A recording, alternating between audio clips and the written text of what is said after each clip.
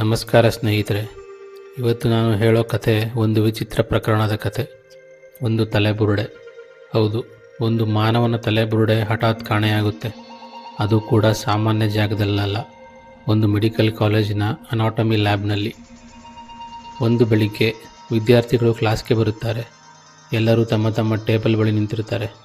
ಆದರೆ ಒಬ್ಬ ವಿದ್ಯಾರ್ಥಿ ಅಚಾನಕ್ ಹೇಳ್ತಾನೆ, ಸರ್, ಇಲ್ಲಿ ಇರಬೇಕಾದ ತಲೆಬುರುಡೆ ಕಾಣ್ತಿಲ್ಲ. ಮೊದಲು ಎಲ್ಲರೂ ನಗುತ್ತಾರೆ, ಯಾರಾದರೂ ಪ್ರ್ಯಾಂಕ್ ಮಾಡ್ತಾ ಇದ್ದಾರೆ ಅಂತ. ಆದರೆ ಸ್ವಲ್ಪ ಹೊತ್ತಿಗೆ ಎಲ್ಲರಿಗೂ ಒಂದು ವಿಚಿತ್ರ ಭಯ ಶುರುವಾಗುತ್ತೆ. ಯಾಕಂದರೆ CCTV ಫುಟೇಜ್ ನೋಡಿದಾಗ ಒಂದು ವಿಚಿತ್ರ ಸಂಗತಿ ಗೊತ್ತಾಗುತ್ತೆ.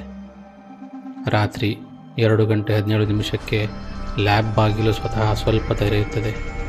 ಆದರೆ ಒಳಗೆ ಯಾರೂ ಕಾಣಿಸುವುದಿಲ್ಲ. ಹಾಗಾದರೆ ತಲೆಬುರುಡೆ ಹೋದದ್ದು ಹೇಗೆ? ಪ್ರಕರಣ ದೊಡ್ಡದಾಗುತ್ತದೆ. ಪೊಲೀಸರು ಬರುತ್ತಾರೆ. ತನಿಖೆ ಶುರುವಾಗುತ್ತೆ. ಆಮೇಲೆ ಗೊತ್ತಾಗೋ ಸತ್ಯ ಎಲ್ಲರಿಗೂ ಶಾಕ್ ಕೊಡುತ್ತೆ. ಆ ತಲೆಬುರುಡೆ ಸಾಮಾನ್ಯ ಮಾದರಿದಲ್ಲ. ಅದು ಕೆಲವು ವರ್ಷಗಳ ಹಿಂದೆ ನಡೆದ ಒಂದು ಕೊಲೆ ಪ್ರಕರಣಕ್ಕೆ ಸಂಬಂಧಪಟ್ಟ ಸಾಕ್ಷಿ. ಆ ಕೊಲೆ ಪ್ರಕರಣ ಎಂದಿಗೂ ಸಾಲ್ವ್ ಆಗಿರಲಿಲ್ಲ. ಅಪರಾಧಿ ಯಾರು ಅನ್ನೋದು ಇವತ್ತಿಗೂ ಗೊತ್ತಾಗಿರಲಿಲ್ಲ. ಆದರೆ ಈಗ ಆ ತಲೆಬುರುಡೆ ಕಾಣೆಯಾಗಿರುವುದರಿಂದ ಯಾರೋ ಸತ್ಯವನ್ನು ಮುಚ್ಚೋಕ್ಕೆ ಪ್ರಯತ್ನ ಮಾಡಿದ್ದಾರೆ ಅನ್ನೋ ಅನುಮಾನ ಬರುತ್ತೆ. ತನಿಖೆ ಮುಂದುವರೆದಂತೆ ಒಬ್ಬ ಪ್ರೊಫೆಸರ್ ವರ್ತನೆ ವಿಚಿತ್ರವಾಗಿ ಕಾಣಿಸುತ್ತದೆ. ಲ್ಯಾಬ್ ಅಸಿಸ್ಟೆಂಟ್ ಏನೋ ಮರೆಮಾಚುತ್ತಿದ್ದಾನೆ. ಒಬ್ಬ ವಿದ್ಯಾರ್ಥಿ ರಾತ್ರಿ ಲ್ಯಾಬ್ ಹತ್ತಿರ ಕಾಣಿಸಿಕೊಂಡಿದ್ದಾನೆ, ಅನುಮಾನಾಸ್ಪದವಾಗಿ.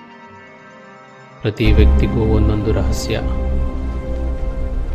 ಆದರೆ ಕಥೆಯಲ್ಲಿ ಇನ್ನೊಂದು ವಿಚಿತ್ರ ಸಂಗತಿ ಇದೆ. ಕೆಲವರು ಹೇಳ್ತಾರೆ, ರಾತ್ರಿ ಲ್ಯಾಬ್ ಹತ್ತಿರ ವಿಚಿತ್ರ ಶಬ್ದಗಳು ಕೇಳಿಸ್ತವೆ ಅಂತ. ಕೆಲವರಿಗೆ ಯಾರೋ ನೋಡ್ತಿದ್ದಾರೆ ಅನ್ನೋ ಭಾವನೆ ಬರುತ್ತಂತೆ. ಇದು ಕೇವಲ ಅಪರಾಧದ ಕಥೆಯಾ ಅಥವಾ ಇನ್ನೇನಾದರೂ ಇದೆಯಾ?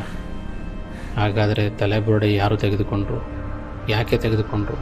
ಹಾಗೂ ಆ ಹಳೆಯ ಕೊಲೆ ಪ್ರಕರಣದ ಸತ್ಯ ಏನು? ಈ ಎಲ್ಲ ಪ್ರಶ್ನೆಗಳ ಉತ್ತರ ಮುಂದಿನ ವಿಡಿಯೋದಲ್ಲಿ.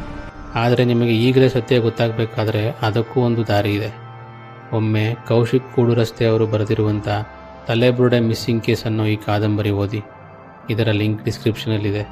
ನಂಬಿ, ಕೊನೆಯ ಟ್ವಿಸ್ಟ್ ನಿಮಗೆ ಶಾಕ್ ಕೊಡುತ್ತೆ.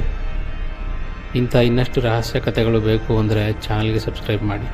ಮುಂದಿನ ಕಥೆಯಲ್ಲಿ ಭೇಟಿಯಾಗೋಣ. ಧನ್ಯವಾದಗಳು.